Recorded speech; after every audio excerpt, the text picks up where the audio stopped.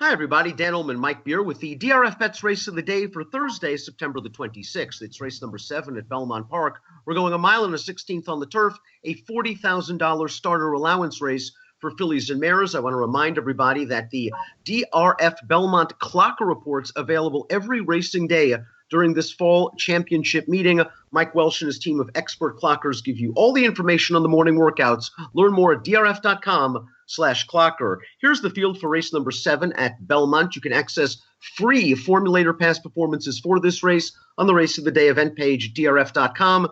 Access them and handicap along with us. We'll take the field in post position order, beginning with the number 1, Proud O Paddy. Proud O Paddy was claimed 2 starts back, returned off a little bit of a layoff at Belmont, kind of made a little bit of a mid-move in that race behind a horse, Lemon Zip, who is a true marathoner, a horse that really does well with these longer distance races, and Proud O Paddy flattened out. I just don't think she wanted that distance, and I think she actually fits well here from a class standpoint. That being said, we haven't seen her in a few months. Yeah, I don't care about that last race too much. To me, it was just a race that she really couldn't win against better horses going too far. Going shorter in this race is a good thing for her. I think there is, a chance that she gets the right setup in here too, because I think she just sort of wants to sit off the pace and then make a run through the stretch. I think that could work in this race if the 2 who we'll get to, Tanya's Gem, decides to keep using her speed. And this filly, was in pretty good form prior to being claimed. So if this new trainer can keep her going and get her back in form, she's a contender in here. Let's throw up the Time Form US pace projector. You mentioned the speed of the 2, Tanya's Gem, and she does have speed. We're also expecting the 5 and the 6 to be forwardly placed. And I wouldn't be surprised, Mike, if this pace heats up a little bit more than Time Form US expects. Yeah, I wouldn't be either. I mean, it really does all depend on Tanya's Gem, though, because she has a tendency to just run off early in her races and open up big leads. She doesn't always do that, but she has done that several times in the past. I don't think she can win this race, Dan, but she could play a big role in the outcome. I'm not sure you can really settle a horse like Tanya's Gem. We saw that 4 starts back at Saratoga. She opened up this gigantic lead at 75-1 and couldn't hold on. Last time out at Monmouth, once again, she was sent. She made the front, and she tired badly. Stamina is really becoming an issue for Tanya's Gem, especially if she's going to be pushed on the early lead. She's kind of a deserving long shot in here. Yeah, I mean, it seems like it's hard to make her a win candidate just based on her overall form. She does have speed. Again, she can play a role in the outcome. I think she's hard to take as a win candidate.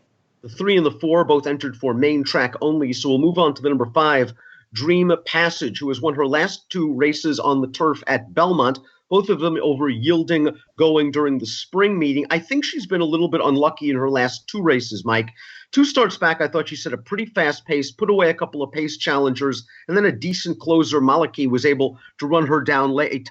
Last time out, let's watch the race replay. She was kind of checked early into the mid-pack down towards the rail. She's in sort of that peach hat. She's in behind horses under Joel Rosario. Joel just cannot get out. He spies an opening in between horses. He tries to split here. You're going to see late in the game. That hole closes up. I thought she was very unlucky here, a bit unlucky in her last race, and she has the tactical speed to get the jump on the true closers. Yeah, she can get a good trip in this race. I can't disagree with anything you just said. I thought that she ran fine last time.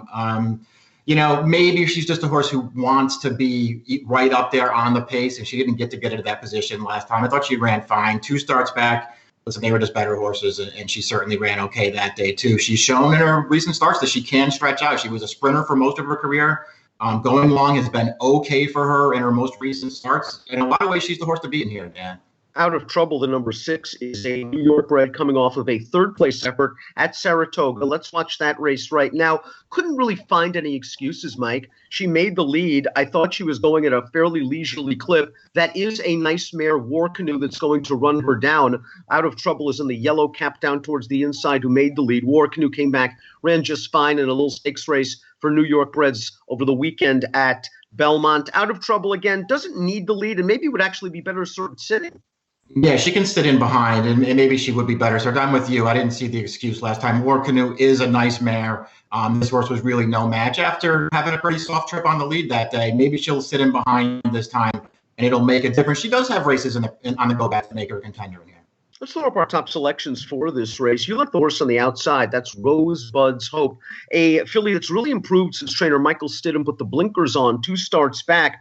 Last time out, I thought it ran better than it looks. I think a lot of folks are going to look at that running line and say, wow, she blew a big lead as the favorite at Colonial. That doesn't look like a good effort, but she was hung out 4 wide going into the first turn and kind of to rush to clear off and make the lead on the backstretch. And then I think she ran off a little bit. All things considered, she ran fine. And again, this is a filly that doesn't need the lead and can relax. Yeah, that's what I liked about her. She doesn't need the lead. And last time, listen, as you say, she got hung up wide on the first one. That was a fast pace early. For whatever reason, her rider wanted the lead and sort of sent her. I think it cost her at the end, but I thought that she ran well. Listen, she won 3 of the first 4 turf starts of her career for Stidham before she got claimed away. She won immediately when Stidham claimed her back. And I think that she ran well in her last 2 starts, and she doesn't need the lead to run her best. So I think there are a lot of things to like about this horse. She's my 3rd selection in this race. Give me numbers. I went 7, 5, and 1. I'm going to go with Dream Passage. I think we saw the trouble she had last time out in that starter allowance. 2 starts back again. Then she made all the pace, won the battle, lost the war. Just seems like a nice spot for Joel Rosario and Brad Cox. I went 5, 6, 7 in your DRFBets race of the day for Thursday with an approximate post of 4:11 Eastern. Good luck.